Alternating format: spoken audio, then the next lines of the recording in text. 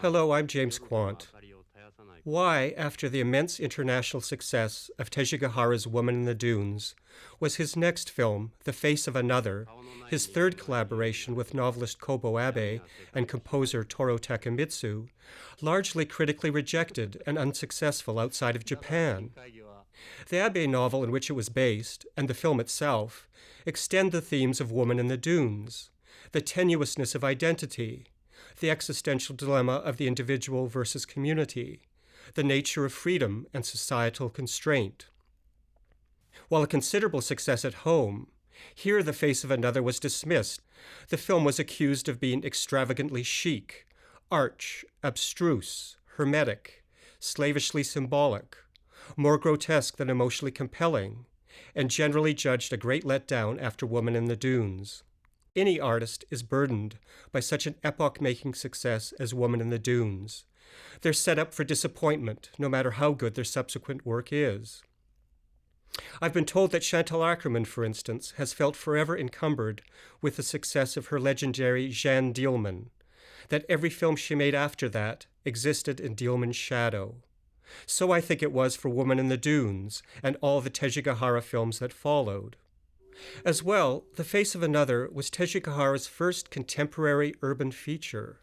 Pitfall and Woman in the Dunes had isolated exotic settings, and one can't help but wonder if there wasn't a kind of neo-Orientalist reaction against Tejigahara for abandoning those alien and timeless landscapes, which were seen somehow as authentically Japanese, for a world disappointingly familiar in its international urban character.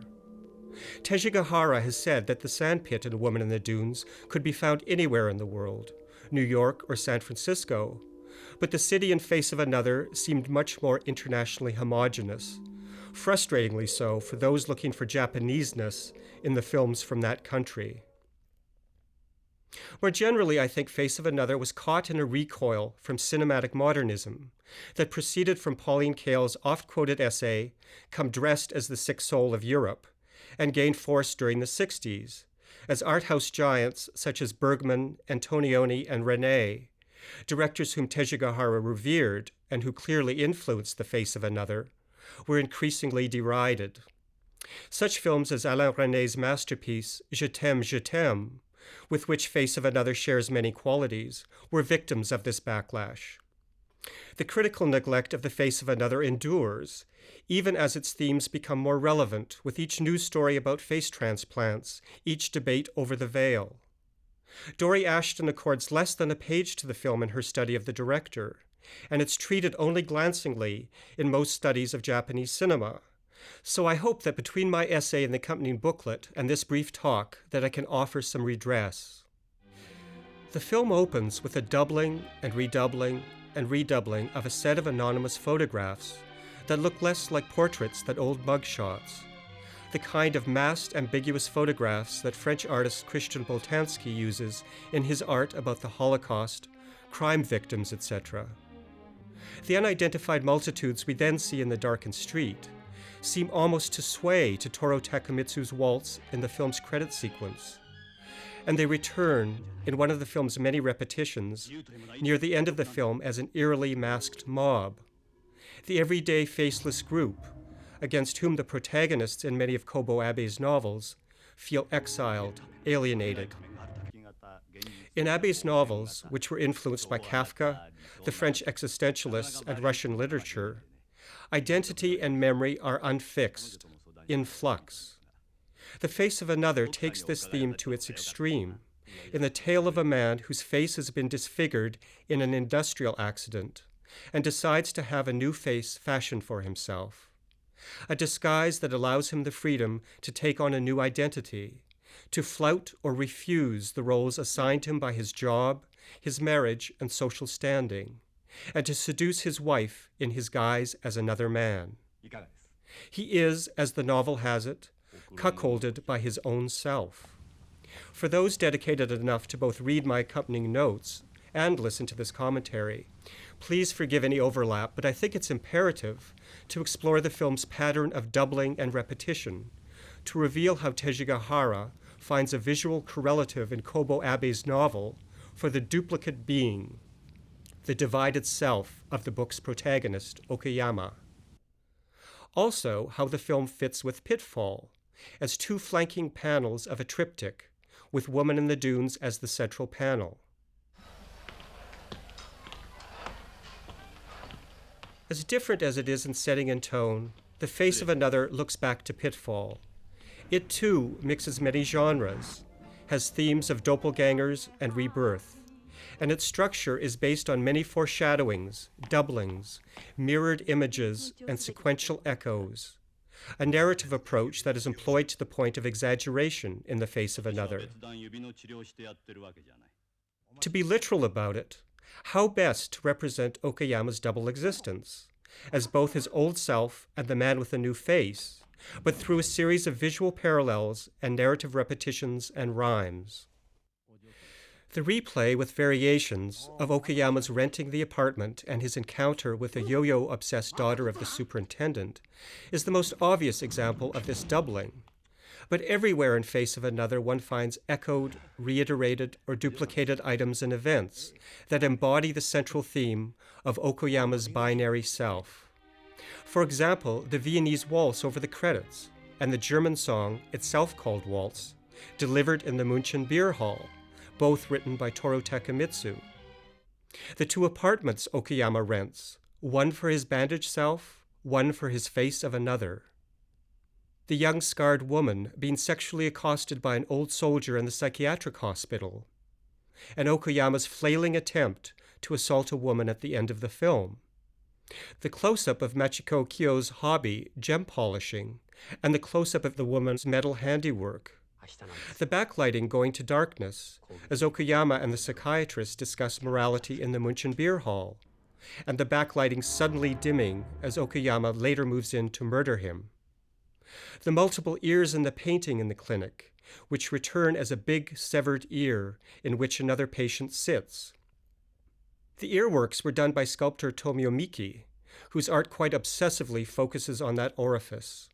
He also did the acrylic walls when the architect Isozaki had to be out of Japan for a time. More doubles. The harshly lit wall of lockers near the beginning of the film, and the overlit hallway through which Okayama pursues his wife near the end. The proliferating sea of faces under the film's credits, and the mass of featureless people that suddenly spills out onto the street, impeding Okayama's way. The psychiatrist's eerie clinic with its graphic partitions and blank walls, contrasted with Okayama's home, with its Tokyo moderne mélange of pom-pom ball curtains and traditional Japanese dolls. Both spaces are arenas of marital infidelity, the first one actual, the second one merely planned.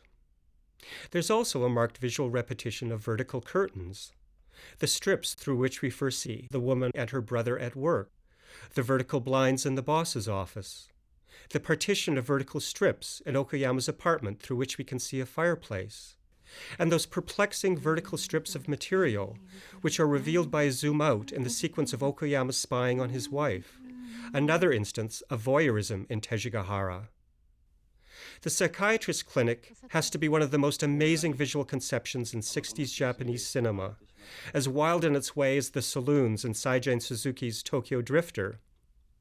The clinic is a Baroque conceit, often credited to art director Masao Yamazaki, but actually designed by Tejigahara's friend, the architect Arata Isozaki, who would later become known for such buildings as the Museum of Contemporary Art in Los Angeles and the Olympic Stadium in Barcelona.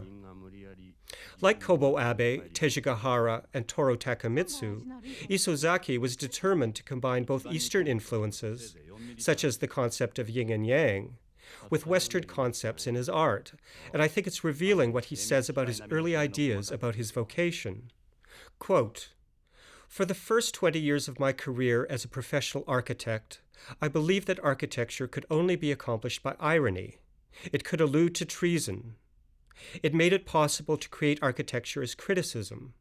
It could admire the vulgar against the noble, the secular against the sacred without shame.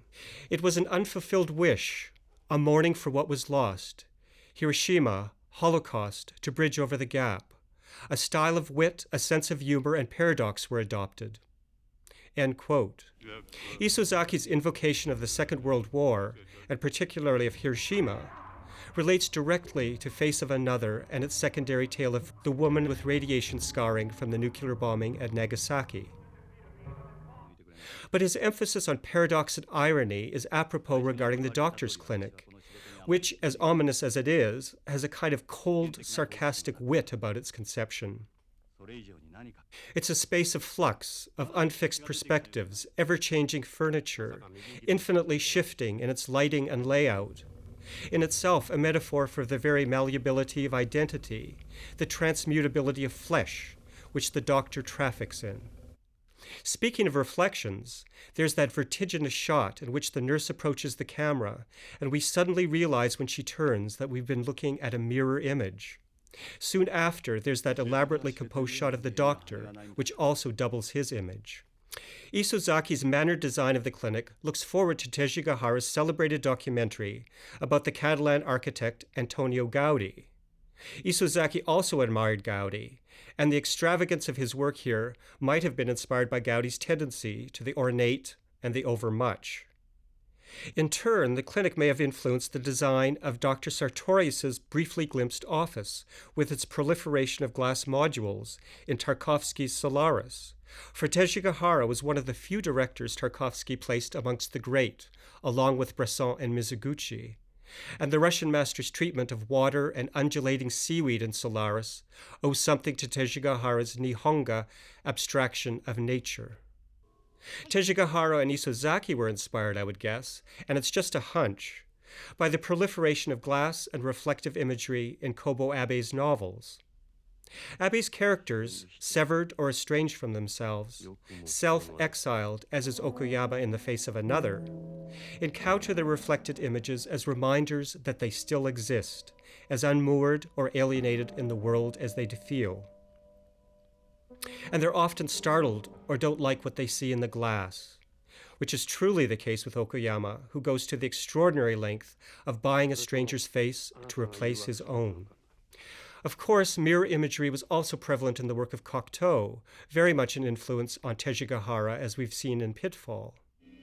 Teji Gahara employs all manner of shots and visual tricks to magnify the unstable, cruel nature of the clinic. A sudden zoom out reveals Leonardo da Vinci's iconic anatomy diagrams, an insertion of Renaissance humanism as ironic counterpoint to the grim experiment being undertaken by the doctor. The elaborate play of rack focusing in the sequence in which first the doctor and then Okuyama are visually aligned with the charts of Langer's lines, the back and forth suggesting a kind of philosophical duel, updates the Leonardo diagrams and hints at violence, Langer lines being connected to incision, wounds, punctures in the flesh. Toru Takemitsu's eerie use of glass harmonica in the film's music score amplifies the sense of lurking cruelty. At times it seems as if the clinic, a glass cage or theater of cruelty, was designed to frame the face of Kyoko Kishida, the woman in the dunes, now returned as a nurse. Kishida, with those large expressive eyes and puffy lips, not only exuded earthiness or carnality, she had a patina of perversity, at times the voice of conscience, at others an adulteress, and at the end, as she washes her hands, hair unpinned, in the now ultra-mannerist clinic, constellated with black objects and splotches, she has been incorporated into the design as something like an objet d'art. She and the doctor, who joins a long line of dubious or evil physicians in world cinema, are almost entirely invented for the film. The doctor barely exists in the Kobo Abe novel. Here the doctor plays many roles: foil, nemesis, goad, creator, and philosophical double to Okuyama. The two are often positioned in the frame as visual complements to suggest correspondence and complicity. Teji Gahara himself told Joan Mellon, "The doctor is but another part of Okuyama." Indeed, Okuyama's death lunge is something akin to a tender embrace, all the more shocking for the way the doctor simply slides out of the frame, seemingly dying as much of surprise as from the knife shoved into him. The clinic is unquestionably the most daringly designed space in the film, but everywhere in The Face of Another there's keen attention to design, pattern, texture, and composition. For instance, the stippled glass of the apartment superintendent's office, juxtaposed with the herringbone tweed of Okayama's coat, or the tendril pattern on Machiko Kyo's chic little jacket, playing off against the stacked urn patterns on the curtains in her apartment. The inverted V of the staircase shot, and another triangle, slightly skewed this time, as Okayama's bandaged head looms into a triangulated image of 3 construction sites, appropriately enough in the sequence in which he and the doctor are buying his new face to reconstruct his identity. Tejigahara's fondness for shots of feet carries over from Pitfall and Woman in the Dunes, as does the voyeurism motif from Pitfall. The two combined, for instance, in the sequence in which Okayama spies on his wife through the keyhole, which begins with shots of his sneaking feet. Whether it was a matter of taste or economics, Tejigahara stayed faithful to the outmoded combination of black and white stock and full-frame aspect ratio in all 3 films in this set. I should also note that all 3 were shot by Hiroshi Sagawa. I find an aesthetic tension between the old-fashioned or strangely outmoded aspect ratio, a squarish ratio which few cinemas now are even equipped to project, and Tejigahara's arsenal of visual innovation in the film. Freeze frames, defamiliarizing close-ups, wild zooms, wash-away wipes, X-rayed imagery, theatrical lighting, documentary-like street shooting, stuttered editing, letterboxed images, surrealistic tropes and impressionistic imagery, rack focusing, swish pans, jump cuts, rear projection, montage stills in the manner of Chris Marker's La Jetée, edge framing, tilted, fragmented, and otherwise stylized compositions. I think this tension between the classical aspect ratio and the radical nature of both the film's narrative structure and visual design reflects a general tension in Tejigahara's art, which extended beyond filmmaking to calligraphy, ceramics, painting, bamboo installation, opera, and ikebana or flower arranging. His flower arrangements and bamboo installations were radical transformation of traditional forms, much as he maintains in Face of Another the classical form of black and white and full frame, but then fills it with all manner of modernist techniques. Toru Takemitsu's music for the film, especially that sinister waltz, reflects the same tension between East and West, tradition and modernism. Watch for Takemitsu, by the way, in the sequence set in the München Beer Hall. He can be glimpsed amongst the revelers just behind the doctor's head. Nagisa Oshima reportedly said that he looked like the French actor Jean-Louis Barrault with diarrhea. That very peculiar beer hall seems to me more than an instance of cultural dislocation, mirroring Okayama's own dislocation, and certainly more than an example of popular culture turning history into kitsch. It actually existed in the Shinbashi district of Tokyo until about 3 years ago when it made way for an Irish pub. In the Kobo Abe novel, Okayama does go to a beer hall, but it's not identified. In the film, its name, München, and military-looking insignia are emphasized, first in an insert shot of a banner, and then on the beer steins, held by Nakadai so that the logo can clearly be seen, almost in the manner of product placement. So it takes on some importance. Perhaps it's overly literal for me to note that Hitler's rise to power began in a Munich beer hall, but certainly there is a marked war anxiety in the film, which is hardly evident at all in the Kobo Abe novel. For instance, the brief, unsettling sequence just before the beer hall one in which Eri and her brother witness target practice on the beach by some security forces. The sound mix in the sequence in which Eri tends to the demented soldiers from World War II seems to me to include, amid Toru Takemitsu's menacing music, some of Hitler's famous raving. And of course, her own growing anxiety over an oncoming war culminates in 2 images of light, a searing burst of atomic light and an ominous-looking sun that remind us that her scars were caused in the bombing of Nagasaki, or so the film suggests. Tejigahara's love of art, in particular Nihonga from Japan and surrealism from the West, is evident throughout his films, as indicated by the several paintings in The Face of Another, in the apartment, the boss's office, and the clinic. He was steeped in Western art, so I think it's safe to assume that at least some of his striking compositions are derived from paintings. The abandoned ghost town in Pitfall, with its serrated shadows, seems a Japanified version of one of the deserted piazzas in the paintings of Giorgio de Chirico, a precursor of surrealism. Art historian Dory Ashton has compared the close-ups of sand in Woman in the Dunes to Juan Miró's blade-by-blade close-ups of grass in his paintings. In Face of Another, the glass installations in the psychiatrist's clinic were obviously influenced by Marcel Duchamp, whose work was important in Japanese art circles since the 30s. And the bizarre transformation of Erie's brother by a nuclear burst of light into an impaled hanging animal carcass also very much recalls for me the right-hand panel in Francis Bacon's triptych, Three Studies for a Crucifixion, in which Christ's body is transformed into a flayed animal carcass, as well as Chaim Soutin's still shocking 1925 painting, Carcass of Beef. The door in the psychiatrist's clinic opening to reveal woman's hair flowing in water like black seaweed recalls any number of surrealist paintings, hair being one of the most fetishized of body parts. But it also inserts imagery from the secondary story, that of Erie and her brother, into the main narrative. She, being connected with both water imagery and with the hair that hides her scars, helps her maintain her own mask to the world. I'm not sure whether that sudden image of the woman on a bed flying through a back-projected city derives from Frida Kahlo's 1932 painting The Flying Bed, because that image is a fairly common fixture in dreams and fairy tales. But I would hazard a guess that the sack-like homogenizing masks of the masses who spill onto the street near the end of The Face of Another were inspired by Magritte's famous painting The Lovers, or perhaps the death masks that so influenced surrealists such as Max Ernst. The motif of masks, introduced in Pitfall and carried into Woman in the Dunes, gets its fullest expression in The Face of Another. Obviously, Okayama presents a mask to the world, first his bandaged head, so reminiscent of the Invisible Man, and then his new manufactured face.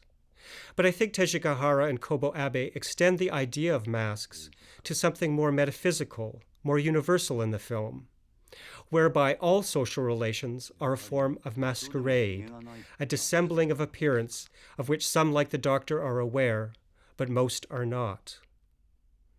One thinks of Ahab's reference to the visible world as pasteboard masks in Moby Dick, underneath which lies the void, or to the title of Ian Baruma's celebrated study of Japanese culture and its icons, Behind the Mask. In this generalizing image of humanity not so much wearing as being masks, Tejigahara asserts his pessimistic notion of the ubiquity of disguise and the false or distorted nature of social relations that inevitably results. In the psychiatrist's extreme formulation, which he asserts in the München Beer Hall, the widespread use of masks would lead to a complete crumbling of morality and meaning. I've already mentioned that I think Pitfall and The Face of Another share many characteristics, as vastly different as the two films are in tone and style. In concluding this analysis, I must broach a fault they also share, a double-stranded narrative that doesn't always work. And certainly I think its attempt to incorporate both the story of the itinerant miner, his little son, and the assassin, with the story of the unions, does not always coalesce successfully. The double story of The Face of Another is infinitely more daring and more disjunctive than it is in Pitfall. I really admire the boldness with which Tejigahara and Abe turn what is merely a slim coda in the novel into a substantial second story, and the way they introduce it with a startling lack of segue or signal. The image and the narrative suddenly, literally wash or melt into another. But the film's counterpoint between the two stories of scarred individuals, each overwhelmed by a different kind of existential anxiety, can seem both arbitrary and forced, especially in the last half hour of the film, where Tejigahara, through compression and cross-cutting, makes the parallels between the two stories, two lovemaking scenes, two deaths, more insistent than it was earlier in the film. Still, my fondness for these two films, Pitfall and The Face of Another, flawed as they are, probably exceeds that for Woman in the Dunes. They remain for me amongst the most underrated works of 60s Japanese cinema, and I hope they finally receive their due.